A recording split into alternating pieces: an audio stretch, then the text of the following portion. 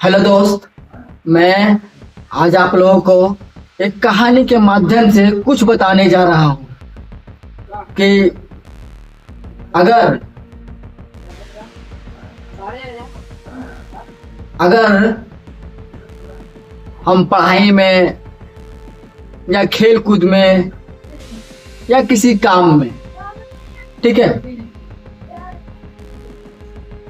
कमजोर हैं या फिर इंटरेस्टेड नहीं है, अगर हम किसी को बोले कि तुम पढ़ाई में बहुत कमजोर हो, तो वो स्टूडेंट्स, वो लड़का क्या करेंगे? अंदर से मतलब क्या होगा कि जब हम किसी को बोले हैं कि वो तुम पढ़ाई में बहुत कमजोर है, तो वो क्या फिर वो दोबारा फिर पढ़ाई में मन लगाएगा? क्या हो सकता है लगाएगा, लेकिन वहां पर हम उसी बात को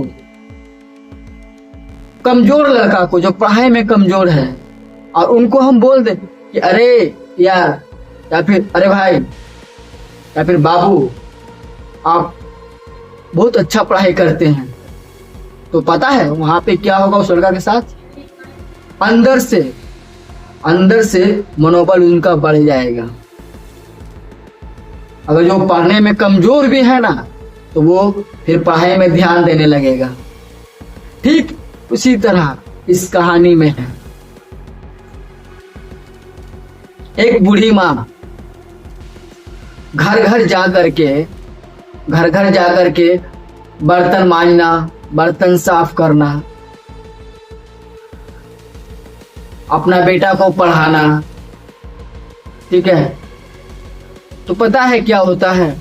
एक दिन ऐसा होता है कि उस स्कूल का प्रिंसिपल, हेडमास्टर, वो उस बच्चे को देते हैं कि लो, एक पत्र है, एक लेटर है, जो अपनी माँ को दे देना, ठीक है। तो जब वो बच्चा अपना माँ को देता है वो पत्र, तो उस लेटर में लिखा होता है, क्या पता है? उस लेटर में लिखा होता है कि सॉरी, मैं आपका बच्चा को नहीं पढ़ा पाऊंगा, बहुत कमजोर, जैसे जैसे इनका उम्र बढ़ता जा रहा वैसे वैसे इनका दिमाग प्रोग्रेस नहीं हो रहा है, ठीक है। आप इसे घर में रखें या फिर किसी और स्कूल में इसे पढ़ाएं या नाम दाखिला करवाएं, ठीक है। उस लेटर में वो लिखा होता है। तो माँ तो भाई माँ होती है, तो माँ पर जब पढ़ती है तो ऐसा ऐसा बात है, तो फिर उनका बच्चा, उनका बेटा पूछता है कि माँ क्या लिखा है? तो पता है उनका मम्मी सर पे हाथ रख के प्यार से कहता है कि बेटा, कि तुम्हारा बेटा पढ़ने में बहुत तेज है, बहुत अच्छा है। इस स्कूल में वैसा टीचर नहीं है, वैसा अध्यापक नहीं है, वैसा शिक्षक नहीं है। बहुत होनहार बच्चा, मतलब बहुत पढ़ने में तेज है, बहुत बढ़िया है।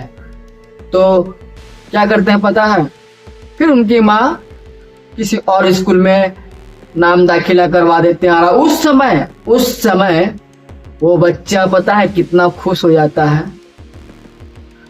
जब वो स्कूल में नाम एडमिशन करवाता है किसी और स्कूल में, तो पता है वो बच्चा फिर खूब मन लगा करके पढ़ने लगता है।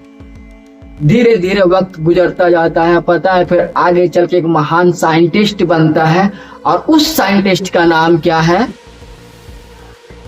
अल्बर्ट आइंस्टीन, जो आप भी जानते होंगे और पूरी दुनिया जानते हैं उसके बारे में। आज भी 14 मार्च को जीनियस डे के नाम पे मनाया जाता है। सोचो, जैसे जैसे वो बच्चा प्रोग्रेस करता है, महान साइंटिस्ट बन जाता है, तो धीरे धीरे क्या होता है कि अब ऐसा समय आता है कि उनकी माँ निधन हो जाती है, मतलब इस दुनिया को छोड़ के चला जाता है। तो अचानक वो बच्चा जब उनकी माँ का जब देहांत हो जाता है, तो जब उनका बच्चा अपना अलमारी में खोल करके देखता है, अलमीरा में खोल करके देखता है उसी लेटर को, उसी पत्र को जब खोल करके देखता है, जब पढ़ता है, तो पता होता है कि कुछ ऐसा बात लिखा हुआ था, मैं पढ़ाई में बहुत कमजोर हूँ, मुझे इस स्कूल में नहीं रखेगा, मुझे मतलब स्कूल से बाहर निकाल दिया। सोचे तो वो उस समय यही सोचता है कि इसे जो माँ होती है। तो इस कहानी के माध्यम से मैं एक ही बात समझाना चाह रहा हूं कि जो भी लड़का, जो भी स्टूडेंट्स 10th का हो, 12th का हो, अगर जो कम अंक आए तो घबराए नहीं। बहुत ऐसा लड़का होता है जो पढ़ाई में कमजोर है, कम अंक आया तो हाँ इतना नंबर आया, इतना कैसे आ गया, नहीं, हिम्मत को नहीं हारो। बहुत ऐसा लड़का होता है आत्महत्या कर लेता है, सुसाइड कर लेता है।